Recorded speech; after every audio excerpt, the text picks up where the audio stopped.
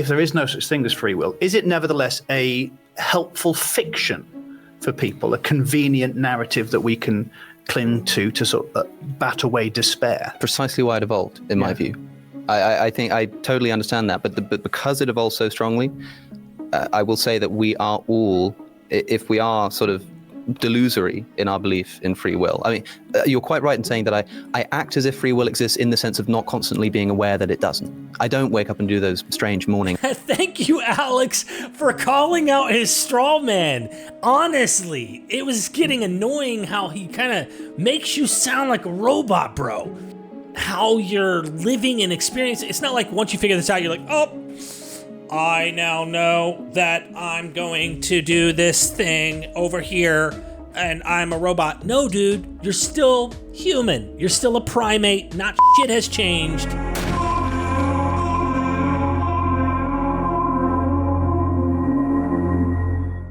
Well, we saw a snippet of this. Ben Shapiro versus Alex O'Connor. Is religion good for society? We'll get to listen to both of them actually go through the entire debate because I think it's necessary to watch as they reason back and forth on whether or not this is the case, and I'll get us started. So Ben Shapiro is a prominent American conservative political commentator and columnist. Okay, so far? So far, so good. A graduate in political science from UCLA and the Harvard Law School, Ben has authored over a dozen books, including the #1 New York Times bestseller, The Right Side of History: How Reason and Moral Purpose Made the West Great. He is co-founder and editor emeritus of The Daily Wire and host of the aptly titled Ben Shapiro Show, which in 2021 was ranked in the top 10 most listened to Apple podcasts. He also has a YouTube channel with over 6 million subscribers. Kudos to you, sir. Joining Ben today is Alex O'Connor. Alex O'Connor is a YouTuber and host of the Within Reason podcast, a philosophy platform designed to present philosophical discussions in an accessible format. A graduate of philosophy and theology from St. John's College, Oxford University, he is also an international public speaker and debater, having defended his philosophical convictions against a wide range of experts across multiple continents, and whose online video material has been viewed more than 70 million times. Is that true? It might be more now, actually, depending on more than 70 million times. That was written. Yeah, that's great. Well, it's great to have you both. Thank you both for taking the time. And for both of you, I'm a long-time listener, first-time caller. So hopefully we're going to have a lot of good stuff to say. We're talking about religion and society and how they interconnect. And we want to know, really, and I'd like to get this settled once and for all at the end of this conversation so nobody else ever has to discuss it if we can. Is religion good for society? Can a society hold together if there are no underlying beliefs that everybody shares? And we're going to be exploring what both... I feel like that's a bit of a straw man because people have beliefs about things, but it doesn't have to be a faith belief. Both of you believe... It doesn't have to be like in a faith system or religion. Are the most important principles undergirding any civilization? What are the foundations of morality and ethics based on? So without further ado, let's start. I'm not going to go into backstory too much because most people will be aware of who you are, and there'll be a lot of fanboys and girls out there watching. But let's talk about something that, Ben, you have spoken on, and Alex, you have responded to, this idea of the atheist delusion. Ben, could you sort of concisely, if you can, talk about what you mean by the atheist delusion? Sure. So I should start off by saying I don't actually think that it's possible to prove the existence of God. I'm also not a believer that you can disprove the existence of God. I don't think that logical argumentation is going to get you there one way or another. And so I'm not going to try and do that with Alex today, because I think that if people would have been able to provide dispositive proofs, then people would believe them. And if people were able to provide dispositive proofs that God does not exist, then people would be more apt to believe those as well. What I think is an atheist delusion is that it is possible to live ideologically purely in a way that does not rely on fundamental faith principles. When I say faith principles, I'm not going to make the claim that those faith principles are direct from Sinai or that those faith principles require the New Testament, for example. I'm going to make the claim that there are a bunch of principles upon which we base ourselves that are external to what we know about nature and evolutionary biology, and that many of the things that Alex does in his daily life, for example, are going to be things that rely on principles that are external to a philosophy that would assume a lack of the supernatural, a lack of the extra natural. So some of those principles, for example, are free will. So every day we get up, we believe, virtually all of us, whether we say we believe it or not, we actually act in ways that betray. So Ben is already going for the free will determinism issue, but also the fact that he's bringing up like ethics and morality outside of the faith tradition, but that we still have faith in these ethics that go beyond the typical evolutionary process that we watch and see how nature behaves. And so let's see where it goes. The idea that we believe that we have control over our own actions, at least to a certain extent, and that control makes a difference in the world. And that's what gives us purpose. It's what allows us to wake up in the morning and make the decision to do what we believe is right or what we believe is wrong. That the principles of right and wrong are external to evolutionary biology. So both of these principles that I've mentioned already, free will, right and wrong, these come from a language that is external to the Darwinian language of evolutionary biology. If you're talking about free will, there is nothing in nature that suggests the ability to make a decision free of environment and genetics in combination in some sort. The same thing is true of right and wrong, the idea that there is a right and there is a moral wrong that we can reason our way to. Another principle that I think that you're obviously very big on, it's something that you rely on all the time, your entire podcast is based on the idea of reason. These ideas do not exist in the context of a purely materialist atheist universe. Now, I'm not going to make the claim that I can prove that it's God who's behind those things, because one of the principles of faith belief is that I don't understand God. So for what a cop-out. I mean, what if it's a scientific explanation? What if there is some way to explain the cognitive development of humans above other rational beings or other animals that make us more rational to make these decisions, to act a certain way?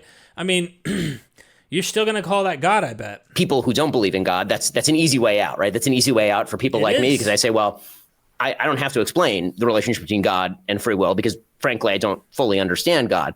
But that's not really that's not really an open window. That's just part of pretty much all faith systems, is that if my mind were the mind of God, then I would either be God or God would not exist, one of the two things. So the idea that reason makes a difference in our lives, that we can reason our way to propositions, and that's more than just saying a few magic words and that's setting off a few neurons in somebody else's brain in a naturalistic way, that there actually is principles of truth, another concept that comes from the extra natural world, that these principles exist. So far I've mentioned free will, good, right and wrong, reason, and truth, right? All things that we consider extremely key in our daily lives and that Alex considers key in what he does. It's, I assume, why you get up every morning, or at least why you feel you get up every morning.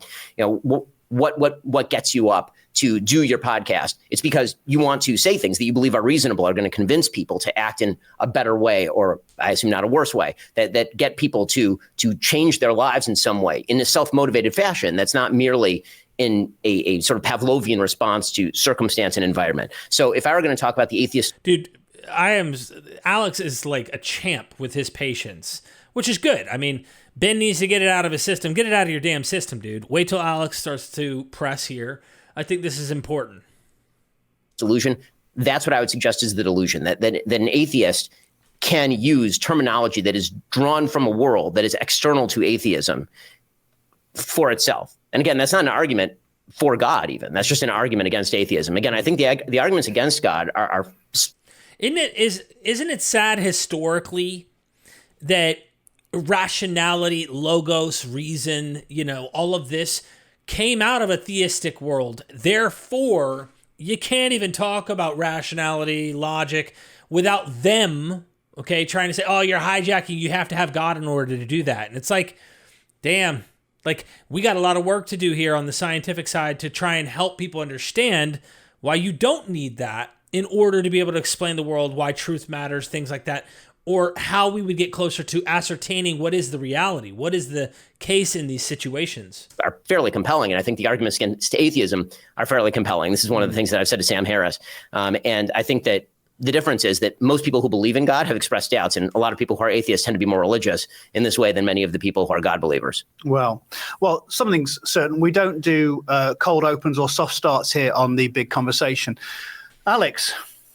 Well, I am glad to begin on a point of agreement with you, Ben, that yes, if there is no God, there is no free will. But I think that's because of the truth of the latter of those statements. That I suppose the biggest criticism that I've made of you in a video response that I made to the atheist delusion, and this show does seem to have an extraordinary capacity for putting me face to face with people that I've been talking smack about online. So thanks again. By the way, I should say it's a great video, and everybody should watch it if they haven't. Well, I'm going to put that in the description. I think that glowing endorsement. The principal disagreement that I think I had with you, Ben, is that there was a subtle or not so subtle implication in my view that yes, with no God, there's no free will, but somehow having God can solve this problem. I mean, you said a moment ago that you don't think you can establish God's existence through reason alone, but assuming that you do believe in the existence of free will, you think it's a real thing that you have. Yes. And simultaneously saying that if there is no God, then free will makes no sense. Yes. That does read to me like an argument for God's existence, such that in order to either say that there is free will, in order to say that there is free will, one must believe in God. And that does strike me as an argument for God's existence. I mean, to slightly curve that or to kind of sand off the rough edges there, I would say that the argument I made is an argument for something extra natural. Sure. Now, you can call that God or not God, but the thing that I'm making the argument for is that you cannot get from a materialist Darwinist universe to free will. That is not possible. So I know that the way you solve that is that you say that there is no free will. That's right. And what I'm saying to you is you don't act that way. I hear this all the time. People say, look, you may say there's no free will, but you don't act as though that's the case. I suppose that I'm just confused as to what it would look like for somebody to act as if they believe there was no free will. I mean, the very argument that there is no free will that I subscribe to, at least one of the various forms that it takes, is a sort of Schopenhauerian view that you can do as you will, you just can't will what you will. And that you are essentially just a biological machine reacting to its internal and evolutionary drives. That's what's happening. Now, call that nihilistic if you like. That's a separate question. But as to the question of how this would make one act, the idea that this might cause us to sort of lay around in bed all day or something, the very mechanism that I think is responsible for eliminating the possibility of free will, that is, the drives that make people do what they do, like I say, do exactly that. Make people do what they do. They make them get out of bed in the morning. Why do you get out of bed and go and make your breakfast if there's no free will? So you go and get breakfast because there's no free will and something is driving you to do that that's outside of your control. For sure. So to get back to the... Oh, God. I remember having these conversations, even as a Calvinist Christian, about determinism and free will. And anyway, I don't want to interrupt them in this process, but I will say this. When you're doing these acts, it's like there is no...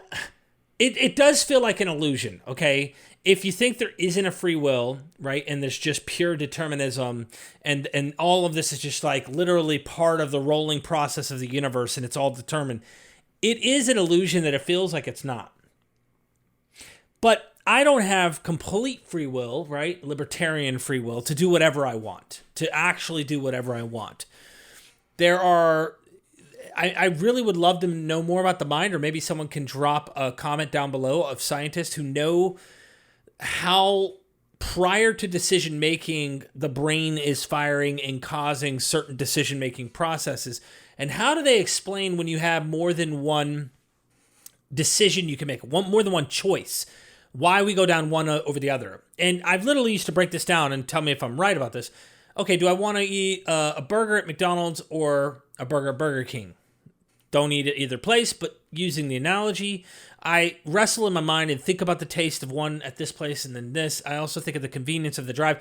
Like, other factors play a role as to why I might make the decision to ultimately choose McDonald's over Burger King. Every single one of those decisions played a role in causing me to make the decision, even though I felt like there were two decisions that felt free, but I ended up going with one and went down the path in light of that data. So, I'm just saying, like, free will feels like we all have choices. We all make choices and we speak that language. But in reality, that may not be so. Nihilism point we should kind of put aside. So that means that this conversation is essentially worthless in any sort of real sense. I mean, effectively, we were driven here by evolutionary biology and environment to have this conversation. Everybody who's watching this is driven by evolutionary biology and environment to have a particular reaction to that thing, and ever round the cycle goes. That seems like a very purposeless life. Again, I'm drawing from a realm that is not evolutionarily biologically, connected. The word purpose is really, teleology obviously has been taken out of the realm of science pretty thoroughly by atheists and by many people in the sciences, although I would argue that, again, most scientists speak in the realm of teleology literally all the time, and they're borrowing language from the language of teleology, even when they're describing functions of particular body parts, right? The heart pumps blood in order to keep you alive, right? They're constantly using language that's teleological in nature. The real question that I have, and this is what goes to the question that you were asking at the beginning, before the sort of pre-question question, which was the good of religion to society. One of those goods is people believing that their free will matters, and this actually is a useful thing. So I believe that it is deeply important for people in society to believe that they have the capacity to change themselves and to make different decisions than what biology would drive them to do. So you say, well, it's biology that drives you to get out of bed in the morning, which is almost Calvinist in sort of the way that it's described. Calvinist. Right? It's like you're predestined to get out of bed in the morning, so thus you get out of bed in the morning. But the reality is that we are constantly making decisions as though those decisions make a difference in the universe.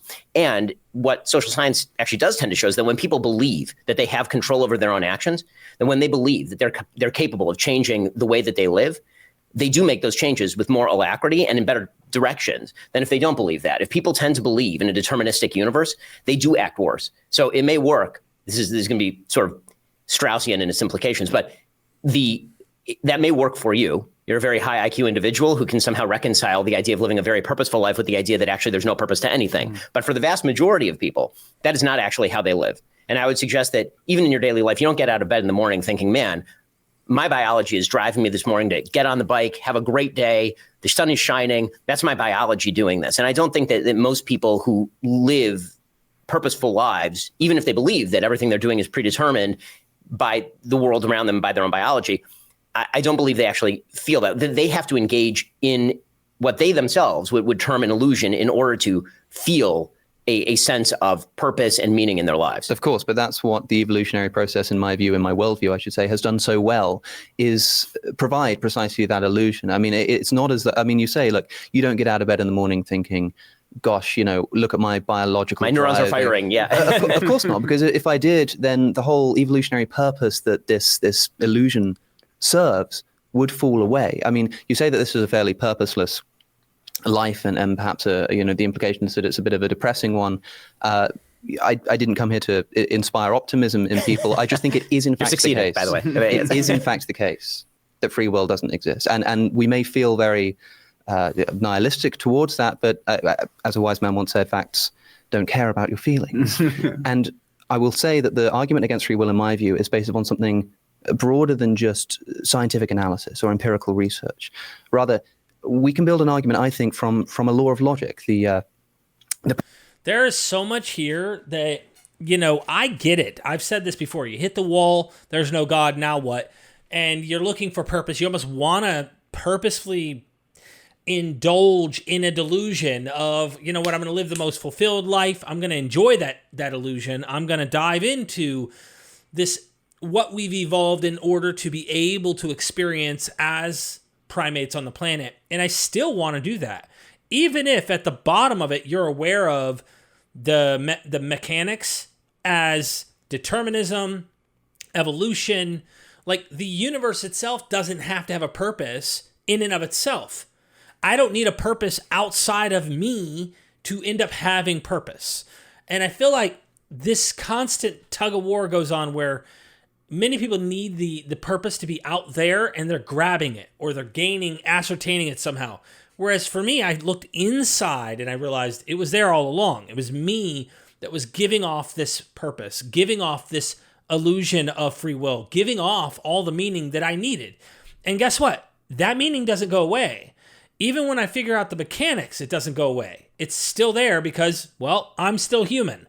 And so I'd rather know the facts than remain in the ignorant. I need to defend the illusion and try to argue that the illusion's not an illusion. The illusion's true in order to make society work. Now, if I found out that let's pretend that the whole world figured out determinism, evolution, the whole nine, and whatever reason, primates just cannot get this information and it ends up leading toward catastrophe, then maybe it would be worth inventing religion or trying to defend a form of religion that is less harmful so that we all can survive, even if we all live in a lie.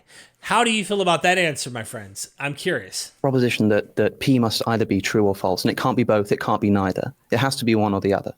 Now, this law of the excluded middle, one of the foundational precepts of philosophy, we can simply ask a question of any kind of mental activity, and this will be regardless of whether it's material or immaterial. That's what makes this a crucial argument, and an important one, a pertinent one, is that you can ask of that mental activity, is it determined or is it not? That is it determined by anything else, or is it completely undetermined by anything?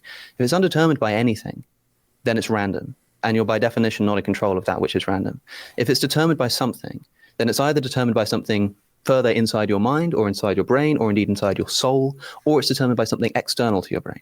If it's determined by something external to yourself, I should say yourself rather than your brain here to rid this conversation of any implicit materialism, exterior to yourself, if that's what's determining the action, then clearly you're not in ultimate control of that action. If it's something inside of yourself somewhere, then all you do is push the problem back and you ask the question again, is that thing determined or is it indeterminate? So indeterminate, it's random. Determined, you keep going back until you either terminate in something outside of the self, something, or I suppose something undetermined and therefore random, either of which you are completely out of control in. If you say that it terminates in something like a soul, people like to do this. They say, well, look, with a religious philosophy, we have the benefit of introducing a soul. That doesn't solve anything. Because you still need to, it's not a matter of having to explain the mechanism by which the soul brings about actions. That may well be a mystery. But if it is the case that whatever it is that's doing that is either determined or it's not, and that if it's not, it's random and therefore out of your control, and that if it is, it ultimately terminates in something outside of yourself or something random, and both of which are out of your control, free will cannot exist. Well, so I would be careful. That argument does rely on the complete deconstruction of the self. Right? I mean, you're using the term self in this argument in, I think, a couple of different ways. You're saying something outside yourself, but then you're breaking down the self into a bunch of separate components as though the self is a computer. Right? As though if you took the self and you broke it down into a machine, and there's the microchip, and you got the processor, you got all these different parts of it. So it has to be coming from here, or it has to be coming from here. But I think the very idea that we have of ourselves as selves is as a deciding being. And so the attempt to carve that down into, so which parts of the deciding being, that is an avoidance strategy. So I don't think that the argument quite holds. Well, if we can call the self just a deciding being, call it a deciding being, then that sort of fundamental assumption that we make about the nature of the self, I don't think is going to be incompatible with atheism. How so? Because we're talking about what the self is here. I mean, atheists believe in the self. Everybody believes in the self. Well, no, that's not. I mean, that I find difficult to believe. Why would an atheist believe in the self? The self is a series of non-deciding mechanisms. It's kind of weird that there's this idea about atheism, like we're all just robots and chemical compounds, and as if we don't have consciousness, have this developed mind that gives us perception about ourselves, about others, like as if we're just robots who just have the atoms clash together and this is how I see the world. Like, no, dude, I have a perception of myself. I have this awareness, self-awareness. In fact, when I describe how I got clean off drugs, I found myself. I use a language that you might say, hey, you're borrowing from some kind of worldview that, we theistic people believe or work on. And it's like, so what? I can believe in myself. I exist. I do have a perception and know that I can do better. These kinds of things. And you might go, well, that's a bit of faith. Well, it's a different kind then. It's a completely different kind. And I think it's more realistic. So I don't know how to get someone to get this, but they act like we're just a bunch of robots. You've described. I see that your view of the self is an atheist view of the self, a a meatball wandering through space, as I've put it somewhat colorfully. The Meatball wandering through space. sort of Spinoza idea that you're Jordan Peterson does this shit, where he's like, when he goes to describe the atheist, others do it too, but like they always want to use terminology that's less human, less charitable, just kind of as if we don't also share the same experience that theists share. stone that's been thrown, and you can comprehend that you've been thrown, but you're a stone that's been thrown, and that's just the way that it is. Why would there be in atheist philosophy such a thing as a deciding self? The deciding being is external to the idea of an evolutionary cause, because the very word deciding suggests uncaused decision making, and you've just excluded it through your own philosophy. Uncaused decision making, I suppose, is a concept that I think is unintelligible, and therefore, if there is an unintelligibility of the self on atheism, I suppose the thrust of the criticism that I made to essentially every point you made in that video, except for the argument from motion, is that what you're saying to me, if it applies to atheism, I think simultaneously applies to theism as well. How so? An uncaused decision. I mean, what is the process by which a decision is made? But now you're falling into the same sort of argument that I excluded at the beginning, which was, I said that the beauty of religion is that there's a bunch of stuff I don't understand. So I can't explain to you how the uncaused self makes decisions. Well, then I can't explain to you how the uncaused self exists on an atheistic But you have a framework. burden and I don't. Meaning that I don't think that's the case. You do, though. I mean, the simple fact is that you are the one who's claiming that a reasonable materialist universe is the cause of all. And so if that's the case, you do have to explain the mechanism in a way that I certainly do not. My entire philosophy rests on the positing of an entire realm of things I don't understand in terms of their interaction with the world. Now, as I said at the very... It's kind of funny that it always falls back to this whole notion like, I don't need to. God is above our ways. His thoughts are above our thoughts. We don't have it all figured out. That's actually, I think, how many ideas of God began. Well, lightning bolt, we don't know. Don't worry, Thor did that one. Oh, volcano, don't know. Well, this God. Like, God always fills the gap, right? Whereas Alex is at least attempting to make sense, and then where the limitation of our knowledge goes, I don't know. But I don't need to add in something that I have no evidence for, I have no way to prove, simply because I have something that I may not have the answers completely on. Beginning, that leaves me a giant escape hatch. I'm not going to pretend that that's not a giant escape hatch. It acts in practice as a giant escape hatch. It also tends to act as a fundamental principle of faith, right? Again, in every moral realm, right? When we get to the problem of good and evil, right? One of the big questions is, well, how can God allow evil to take place in the world? And the fundamental religious answer, as it has been for thousands of years, is my mind is not God's, which is a giant escape hatch. It also happens to be true from a religious point of view. So if I may, that there are two sort of escape hatches here. There are two appeals to mystery going on here. And it seems to me that what you're saying is something along the lines of my simple appeal to mystery here is disallowed in the way that you're allowed to appeal to this mystery because I'm the one making the claim. I think that not because I'm the one making the claim, but because I'm the one with the burden. In the context of this discussion, I'm missing the who's the you and who's the I in a sense, but yes. I see what you mean. I'm speaking for myself there. Sorry. If in the context of this discussion, this began, the subject which I think is the first one you bring up in this video, free will. Here's this thing that I think exists, and on the basis of its existence, think entails the existence of a God, or at least points to the existence of a God. I shouldn't say entail. And then when I say that I don't think that the concept of free will is intelligible, and you say, well, how is it intelligible on atheism? And I say, I'm not sure it is, but it's not on theism either. And you say, well, there's my escape hatch. I can appeal to mystery. I don't think the burden is on me there. I think you were the one who's making the claim that free will does exist, that there is this mysterious property of the universe that escapes this determined or indetermined dichotomy. And then when I say that this is unintelligible to me, and based on what I see to be fundamentally appeal to a law of logic, suddenly I'm the one making the claim. I'm the one with the burden who has to do the proving. No, the actual claim that I originally made, if you recall, was a conditional claim. Mm-hmm. I did not claim free will exists, therefore God. I claimed if you believe free will exists, it cannot exist in a materialist universe. Now, you say, okay, fine, it doesn't exist in a materialist universe. I don't believe in free will. Yes. That's fine. That's totally plausible. As I said right at the top here, I'm not going to prove to you that God exists today. What I am going to say is that the vast majority of people throughout nearly all of human history have believed there is a thing called a self. It is a deciding self that makes these decisions. If you are a person who believes that, you're right. It can't exist in your world. So... What, that they can't believe they have a deciding self? even in evolution, like you could have the mind having a higher, like you may not even be aware of that deciding self that's going on, and we've evolved to that level. But that would still fit within the atheistic Darwinian evolutionary worldview. I don't understand. I'm not saying that it does exist. Maybe it doesn't. Maybe you're right. Maybe you're totally right. And all of this is just a series of chemical firings. That's quite plausible. That's fine. What I have said, and this is the argument that hasn't yet been rebutted, is that society does require an extraordinary number of people to believe that they are capable of making decisions for the good or for the bad. Because again, not everybody is you. Not everybody is capable of waking up in the morning, putting one half of their brain on hold, the side that says what I'm doing today doesn't matter, and we are all going to wind up in the cosmic nothingness of space anyway, and the sun's going to explode and eat the earth. Most people don't function that way. I feel like that's a straw man of Alex. I mean, why wouldn't we just ask Alex what he thinks? Because I don't wake up thinking that way. I'm not usually thinking that far ahead. I am aware of the idea, but it's so beyond the now and the experience I'm having right now.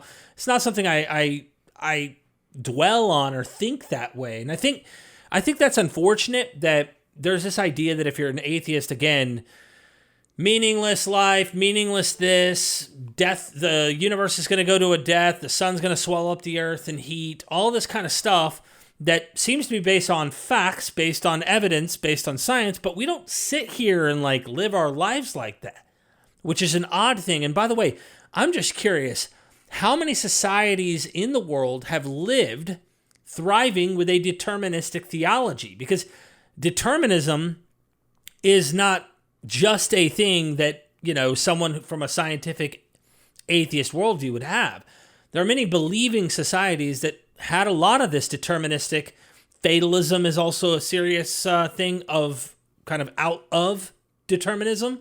In Islamic societies and Jewish societies, Christian, I mean, there's many societies, I think, that have had a deterministic philosophy, theology, if you will, and they've worked. But to say that, like, I don't know, it's kind of like some breaking down of the sciences would be important from an expert who can explain how the brain is working this way, making us have the illusion of free will, and yet perfectly fine. Even discovering the free will isn't true doesn't mean you dwell on determinism all day and that's the only thing you can think of.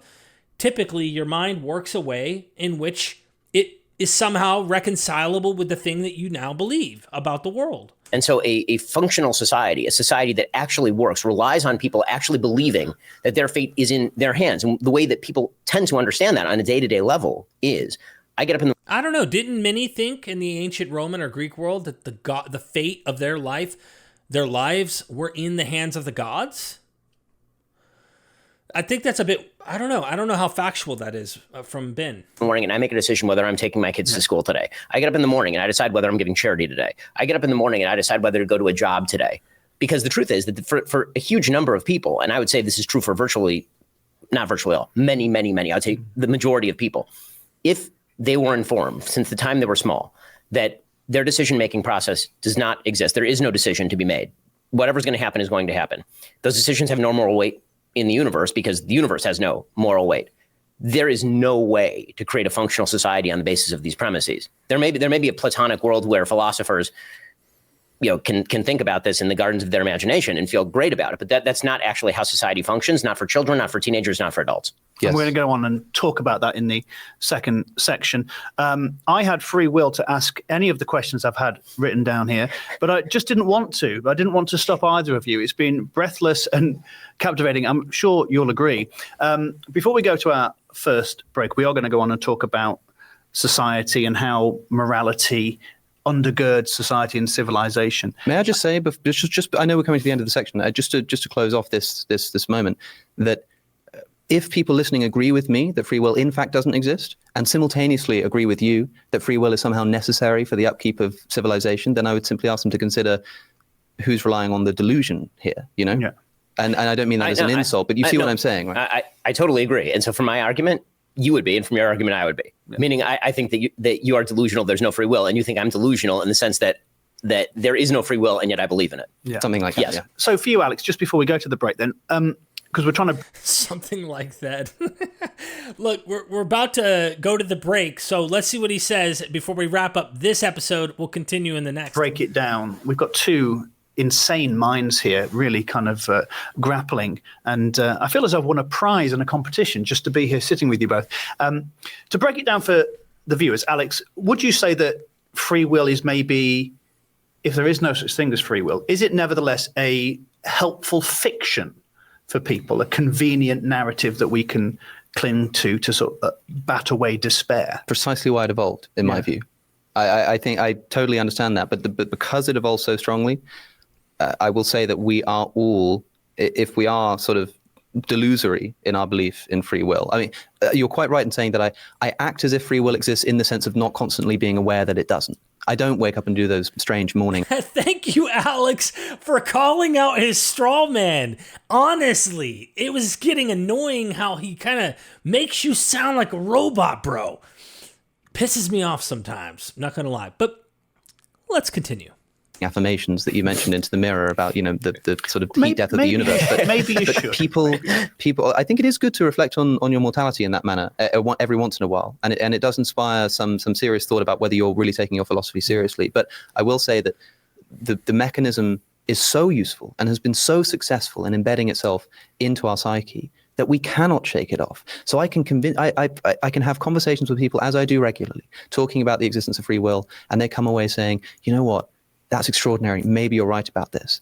And nothing about the way they live their life changes, precisely because of the fact that the very argument I'm making relies on the assumption that we will still be driven by our drives. All I'm doing is identifying what's actually going on there, in my view. Yeah, it's the same thing with your body healing itself, or just think about so many different possibilities, right? Like, you're just not, you're giving a fact about something, but it doesn't change how you're living and experiencing. It's not like once you figure this out, you're like, oh, I now know that I'm going to do this thing over here and I'm a robot. No, dude, you're still human. You're still a primate. Not shit has changed.